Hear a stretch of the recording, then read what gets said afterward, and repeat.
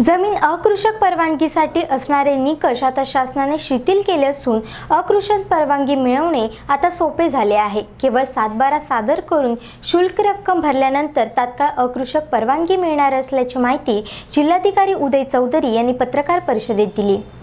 जमीन अकृषक परवानगीसाठी असणारे निकष आता शासनाने शिथिल केले असून अकृषक परवानगी मिळविणे आता सोपे झाले आहे। केवळ 7/12 सादर करून शुल्क रक्कम भरल्यावर तात्काळ अकृषक परवानगी मिळणार आहे। मात्र अकृषक जमिनीवर इमारत बांधण्यासाठी व अन्य वापरासाठी आवश्यक असलेल्या सर्व परवानग्या स्वतंत्रपणे घ्यावयाच्या आहेत।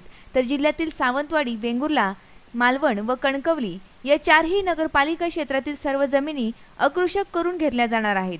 जनतेला जमीन परवानगी तसेच अकृषक परवानगी सुलभतेने उपलब्ध व्हावी यासाठी शासनाने महाराष्ट्र महसूल अधिनियम 1966 मध्ये 42 ब व 42 क ही 2 नवीन कलमे समाविष्ट केली असून यांची 5 जानेवारी 17 पासून अंमलबजावणी सुरू झाल्याची माहितीही जिल्हाधिकारी चौधरी यांनी दिली।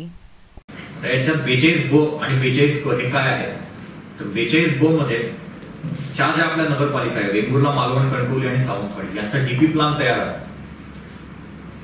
ज्या ठिकाणी डीपी प्लॅन आहे आणि डीपी प्लॅन क्षेत्रामध्ये कोणाला येणे पाहिजे आहे त्यांच्यासाठी 42 ब आहे आणि ह्या चार नगरपालिका सोडून इतर कोणाला जर येणे पाहिजे असेल तर त्यांच्याकरता 42 क आहे।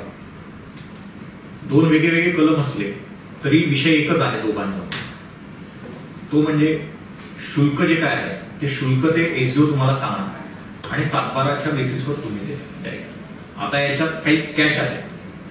पहिली गोष्ट म्हणजे आता तुम्ही शुल्क भरलं आणि तुम्ही 7/12 घेतलं तर म्हणून तुम्ही आजपर्यंत जे अनधिकृत बांधकाम केलं असेल ते नियमानुकूल होणार का तर नाही।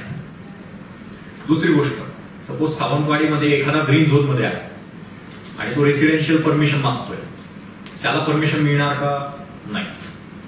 म्हणजे या सर्व ज्या तरतुदी आहेत या सर्व तरतुदी कायद्यात लागू आहेत।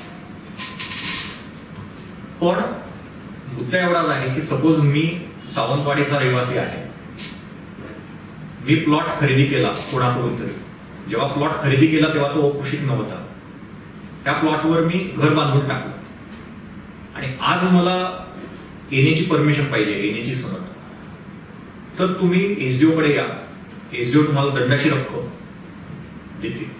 त्याच्यात पण आपण एक स्कीम आणलेली आहे, ते मी बोलतो पुढे। तेवढी दंडाची रक्कम आणि येण्याचा फी एवढे दोन तुम्ही भरा।